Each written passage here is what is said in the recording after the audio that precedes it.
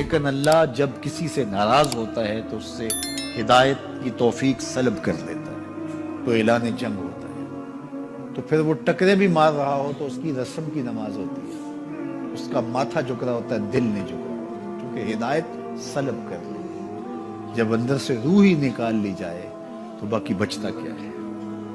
یہ بات ذہن میں رکھیے گا کہ اللہ تعالیٰ جل شانہ نے ہمیں جن کاموں سے روکا ہے، جن کاموں سے منع کیا ہے، ان کاموں کے کرنے میں ہمیں کبھی بھی بھلائی اور خیر نہیں ملتی۔ یہ ہم جب اچھی طرح سے ذہن نشین کر لیں، اگر اللہ پر ہمارا یقین اور یقیناً اس پر ہمارا ایمان ہے، تو پھر وہ امر جو اللہ کی طرف سے جن سے روک دیا گیا تو ہم کبھی بھی ان کے قریب تک نہ جائیں، اور جن کاموں کے کرنے کا اسے حکم دیا گیا اس کی حکمتیں نہ بھی ہمیں معلوم ہو۔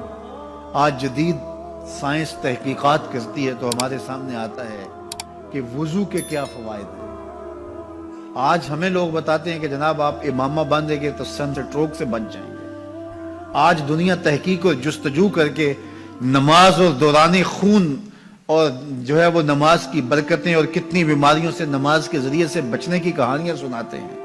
اچھی بات ہے، نماز سے صحت پہ اثر پڑتا ہے، یہ اچھی بات ہے کہ وضو سے بہت ساری بیماریوں سے نجات ملتی ہے، یہ اچھی بات ہے کہ سر پہ امامہ باندھ لے تو سن سٹروک سے بچ جاتے ہیں، یہ اچھی بات ہے کہ آپ روزہ رکھتے ہیں تو کینسر جیسے امراض سے آپ کا بچاؤ ہوتا ہے، یہ اچھی بات ہے کہ فلاں عمل کرتے ہیں تو فلاں ہوتا ہے۔ لیکن صاحب ہم سن سٹروک سے بچنے کے لیے امامہ نہیں باندھتے، ہم محمد عربی کی ادا کے لیے باندھتے ہیں۔ دوران خون کے لیے نماز نہیں پڑھتے، ہم رب کے حضور سجدہ ریزی کے لیے اس کے حضور اپنی نیاز مندیوں کا سر جھکاتے ہیں۔ تو حکمتیں بھی ہیں، وہ برکتیں ذیل میں آتی ہیں۔ تو یہ بات ذہن میں رکھیے گا۔ محمود غزنوی کا وزیر اس سے حسد کرتے ہوتے تھے کہ اس میں کیا خصوصیت ہے کہ بادشاہ اسی کو اہمیت دیتا ہے۔ ایک دن بادشاہ نے کوئی تربوز کاٹا، کوئی خربوزہ کاٹا یا کوئی اور ایسی چیز تھی، تو جس کو بھی دیا تو وہ کڑوا تھا تو اس نے چوہی چکھا تو پھینک دیا، اور پھر بلایا یاس کو اور اس کو کاٹ کے اس کی پھانک دی تو ایسے لطف سے کھانے لگا کہ جیسے اس سے لذیذ کبھی پھل زندگی میں دیکھا نہ ہو۔ تو سارے اندر ہنس رہے تھے، ایک دوسرے کو آنکھوں سے اشارہ کر رہے تھے، یہ دیکھو بے وقوف۔ تو بادشاہ رک گیا اور کہا کہ ایاز یہ جو فروٹ تم نے کھایا ہے یہ میٹھا تھا یا کڑوا؟ کہا بادشاہ سلامت کڑوا۔ تو کہا پھر اتنے ذوق سے کیوں کھایا؟ کہا کہ اس ہاتھ سے میں نے میٹھی نعمتیں کھائی ہیں، آج کڑوی ملی ہے تو تھوک دوں؟ کہا ایسا نہیں ہو سکتا، تو میاں کڑوا ہو تو وہ بھی قبول کیا جائے، نفس پہ شاک ہو۔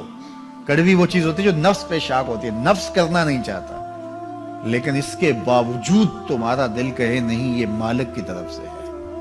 سخت سردی ہے، گرمی کی شدت ہے، پانی ٹھنڈا ہے اور موسم سرد ہے، پانی گرم ہے اور موسم بھی گرم ہے، رات کا پچھلا پہر ہے، تھکے ہوئے ہیں، لیکن آپ اس کے باوجود بھی اپنے رب کے حکم کو بجا لاتے ہیں۔ نفس پہ شاک ہے لیکن سینے میں ٹھنڈ ہی نہیں پڑتی جب اس کے حضور سجدہ ریزی نہیں کر لیتے۔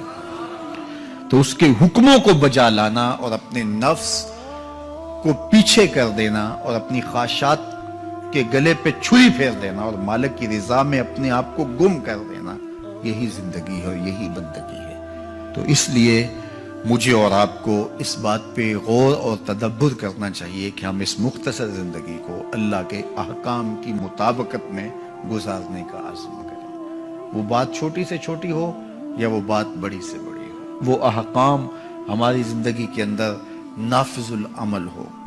میں پھر وہ بات کہوں گا جو بار بار کہتا ہوں کہ میرے بزرگ ہم سے کہا کرتے تھے، یہ نہ ہو کہ لوگ تمہیں پوچھیں تم کون ہوتے ہو اور تمہیں بتانا پڑے کہ ہم مسلمان ہوتے ہیں۔ فرمایا کرتے تھے صاحب نہ کسی کو پوچھنا پڑے نہ تمہیں بتانا پڑے، تمہاری وضاحت، تمہارا طرز زندگی، تمہارا انداز معاشرت ایسا خوبصورت ہو، تم دور سے آ رہے ہو لوگ پہچان کے کہیں وہ دیکھو محمد عربی کا غلام آ رہا۔ تم شکل سے پہچانے جاؤ، تم کردار سے پہچانے جاؤ، تم وعدے سے پہچانے